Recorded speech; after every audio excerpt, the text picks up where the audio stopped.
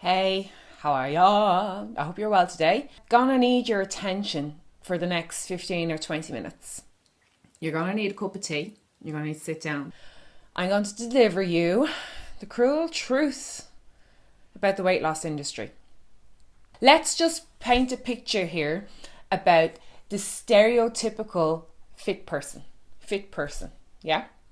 When you perceive someone to be fit, what automatically do you think? This is about like what the type of person a fit person is. What do they do? What do they eat? What do they look like? Yeah. So this is all like the perspective of what a fit person should look like, should act like, and the things that they should be doing. They could be eating healthy, eating clean, lots of salads, lots of fruit and veg, all that kind of stuff that you assume to be healthy. They also appear very attractive, right? So they look good. They may become more appealing for relationships, and saying that it's a higher chance of you getting a partner, for example.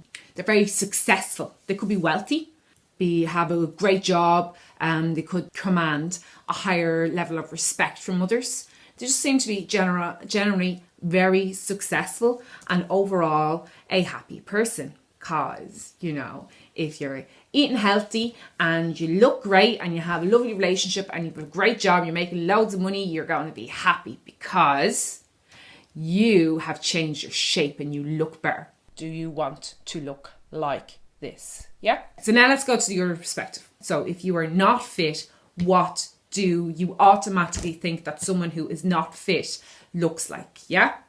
Okay, so first of all, I'm going to say the F word, fat. All right? People automatically assume because someone's fat, they're not fit. And, I can do another video later on about why that's not true. But I'm talking about the truth about the dieting and fitness industries. Okay, so fat, okay?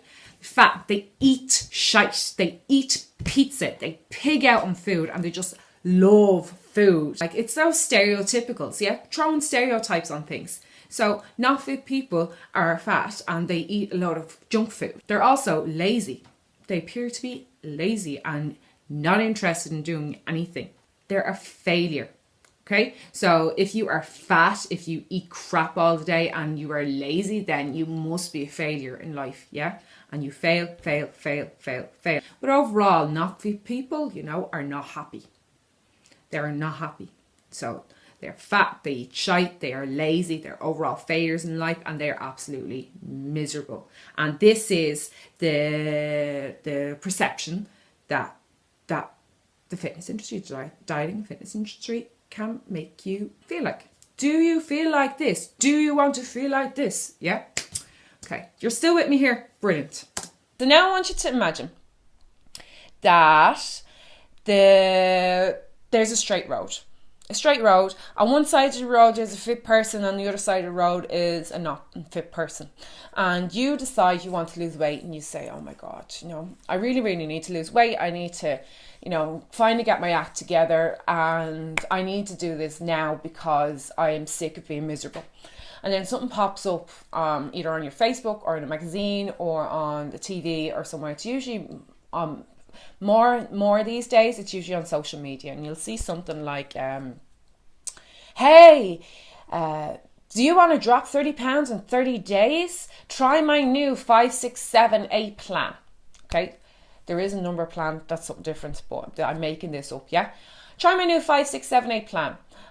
You have to, for the next 30 days, you have to cut out all processed foods. You have to cut out dairy. You have to cut out fat. You have to cut out gluten. Basically, just live on just fruit and vegetables. You have to cut out red meat as well. And all these kind of nice things. You have to cut them out for 30 days. You're going to drop 30 pounds. You're going to feel amazing. And then you decide, okay, next 30 days, I think I can do this for 30 days. And 30 days grand, and it's going to give me a good kick start to get the ball rolling, and then once I see that weight loss, I will keep going. Okay, so 30 days. You do the 30 days and you are so sick of looking at lettuce. that you can't have salad dressing with. You can't go out for a meal with people. You can't even enjoy a night out with friends because there's no alcohol allowed on the plan. And the 30 days are up and you say, thank fuck, that's over. And the first thing you do is you binge out on pizza, because you could not sustain a life without processed food. And me, I am a fitness instructor, I'm a nutrition coach, and I love my pizza. I'm using pizza as an example because I personally love it. Okay. Right, so you pig out on pizza and you end up putting all the weight back on. All right. Then you come and see something else. Hey, do you want to get into shape? Why don't you try out my 30-day challenge boot camp? Yeah. Get strong, get fit, move fast, and lose loads of weight. Drop a dress size in 30 days. I go, all right, okay. Right, so the diet didn't work, so maybe it's exercise. Maybe I do need to exercise. And you go and sign up. Brilliant, yeah. And off you go. You go to training. Trainer meets you. Big old Joe. Buff as feck. He says, come on in, Jacinta, brilliant. Okay, now you're going to do 50 million burpees and you're going to plank for 5 minutes. And I want you to lift that over your head. Do not stop unless you faint, puke, or die. Keep going. Train sane, remain sane. La, la, la, la, la. You sweat your ass off. You have no idea why there wasn't an ambulance called at the end of the session. But you did the session, you go home, and the next day you cannot move. Okay, yeah, muscle soreness is a thing, but to the point where you literally feel like very in bits. I'm not talking about hypochondriac, but like physically in bits.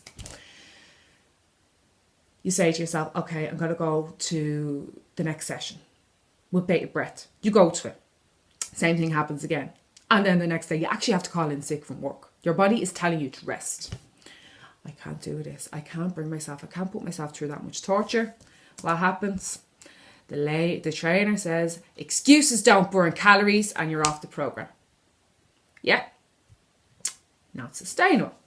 And so it goes on and on and on and on. All right. So you could have another detox diet, and you go and you do that, and you might drop some water weight for 10 days. And then, you go back to your old ways and fail. Up and down, up and down, up and down. Can you see a pattern that's coming here? Yeah? This is the pattern. It is designed to make you feel like a failure, so you will buy into their next best thing. Okay? Because that's how they make money. If they delivered results that lasted, then there'd be no more need for these so-called quick fixes. Yeah? Okay, whatever about getting a kickstart into something, but at the end of the day, you need to be able to find something that you enjoy, that's doable, and stick to it in order for you to get sustainable results.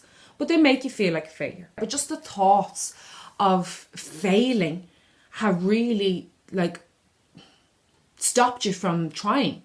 Okay, and these are the kind of things that that they portray in the media as well. I used to really like this unicorn and rhinoceros picture. I thought, oh wow, it's great inspiration to have. Now I think that's just shit, And the same thing here with the lady on the treadmill thinking about all the food that she just ate, having to burn it off. That's another thing that I think is bullshit now. My mindset has changed so much in the last year, even I know we're all different people. We're all individual. The Rock. Just look at The Rock, for example, right? He's, in this picture, he's eating loads. Now, this man trains, it's his job to look the way he is, okay? He cannot get work unless he looks the way he is, all right? So he has to be in the gym all day, every day, and he has to eat loads of food. But most of the time, he's not actually eating this crap, like in this picture, he's eating nothing but crap and he's loving it, yeah? Because these are his cheat days, and cheat days are bullshit as well, But, most of the time, he actually eats decent stuff to fuel his body because his body needs the nutrients to be in the shape that he's in. He was that insecure that he got a boob job. And then, you know, looking at these magazines, you know, get slim quick. How I got thin fast, 44 pounds in 6 months, minus a baby as well, by the way, lads. Minus a baby, you can see, this is insane. I got my body back, how she lost it. It's just, and that's all you see in those magazines. They are filth, absolute filth. But that's the way we are trained, okay? And I got an idea. If you've been signing up to do these things, if you've been on and off diets for years and years and years, and you know, have tried every diet under sun, have gone to different gyms, have done everything you could possibly think of, and then ended up back at square one. What about a different approach? Yeah? So going the opposite way to everyone else. That is building habits. This is how it is. And this is not like wishy-washy shit that I'm talking about. This is a sustainable solution that will give you permanent results once your expectations are realistic. Yeah? So building habits. So when you find that you slip, yeah, I'll say that. When you find that you slip, you're not going to go all the way back down to not being fit. Back to the road here, yeah? You accept that life happens. And priorities shift. So when I say that life happens and priorities shift, it could be a holiday, for example, yeah? Oh, I'm going on holiday, so I'm going to eat everything that I can. Okay? Fair enough. Do not come back off the holiday and say, I'm after eating so much, I have to burn off all those calories. Ugh. No, it's just accepting the way you are, accepting that your habits, when you put your habits in place, when you go on holidays, for example, you can still keep those habits, yeah, regardless of what food you have on the plate. Other things could happen as well. Like, I mean, for example, my dad's very sick at the moment. And, you know, we haven't had a great time over the last few months. And I know that I have ate more takeaways than anything else in the last few months because I've been in and out of the hospital. You know, like right now he's doing okay. Yeah. But, you know, I went for a full week on takeaways and monitoring my body composition. I did lose weight, like, but that was because I put these habits in place. So you don't have to worry about the food that's in front of you, yeah? But anyway, I'm just going to talk about a little bit about types of habits that you can incorporate into it, okay? I still hope I haven't lost you, yeah, okay? So this is me giving you a solution on getting out of this fit unfit bit and how to build habits step by step so that you can come down one step if you need to instead of falling all the way down the stairs, yeah? Does that make sense? Okay, so you start off with 5-minute action. 5 minutes out of your day to do something that will improve your health. Do something that will make you go towards your goals. 5 minutes. Then you're eating slowly. Eating slowly is the most important thing from weight management. If you were trying to gain weight, for example, you have to eat faster. Yeah? If you want to gain weight, eat fast. Take what you want from that. Then you could add more rather than restricting stuff. Add more vegetables, yeah? So don't start, I'm going to cut out the crisps, I'm going to cut out the chocolate, I'm going to cut out this, that. No. Add more nutrients to your diet. And then when you start to feel the benefits of that, your taste buds will naturally change and you will not desire the processed or the naughty stuff as much, yeah? Go for a walk. If you're too nervous to go to the gym, go for a walk, all right? Just get some sort of movement into you. It's not just to kind of get you to move a bit more, but to clear your head. Yeah, it's nice to get out and get a bit of fresh air, right? Enjoyable exercise. So after you do the walk, and then you might find a bit of confidence to actually go to a fitness facility or go to like lifting some weights. The weight lifting is so important. It's so important in your everyday life. You can learn to enjoy it when you see the results you're going to get. Okay. But start with something that you actually enjoy. You don't actually have to start with lifting weights. You could go to a dance fitness class. You may not like dance fitness at all. You could go to a boot camp. It doesn't matter. But just finding something that you enjoy. Go on a trampoline for a half an hour. Bring the kids down to jump zone. It doesn't matter. Something that you enjoy. And then you can build up on that. You can challenge yourself a bit more. Prepare for shit that's gonna happen in your life, and know that shit's gonna happen. You have to be kind to yourself. You really, really have to be kind to yourself, because there's so many people out there that are so hard on themselves. All I can do is just binge. You know what? If you want to binge, go ahead. But do it slowly. Do it slowly. You will find that when you binge slowly, you won't eat as much. Enjoy it. You want to eat biscuits? Enjoy it by slowing down. And enjoy your life, all right? There's absolutely no point in putting yourself through torture, putting yourself on like nothing but rabbit food. Okay, if you like that, that's fine, all right? But there's no point depressing yourself and putting yourself through misery to lose 5% of your weight. Otherwise, you're going to end up and down between not fit and fit, and neither of those statuses, whether you're fit or not fit, are sustainable, ever. If you want to have a happy life, a life free of stress, either way, you cannot be on either side of the spectrum. You have to be somewhere in the middle and accept that life can go up and down a little bit. Yeah? There's more to life than eating chicken and broccoli and spending all of your free time hating yourself in the gym. Sit with that for a moment. Exercise because you love yourself, okay? Because you're celebrating your ability to move.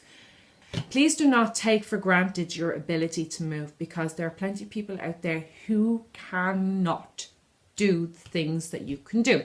And we are stronger than we think, always. Use exercise and nutrition to add to the quality of your life, not to make you feel like shit in the hope that when you finish it, you will feel better, okay? It's something that's going to be a part of your life for the rest of your life. And you're not going to beat yourself up over having an extra donut or something, yeah? Life is for living, and it's about finding the balance between taking care of yourself and actually enjoying the life, yeah? Sustainable changes, little steps. So remember, when you come down off one step, something happens, you're not going to fall down off the stairs, okay? And accept that life happens and enjoy the process. I've already said all that stuff, so I might swap it around. And that's the end of it. That's the end of my little presentation.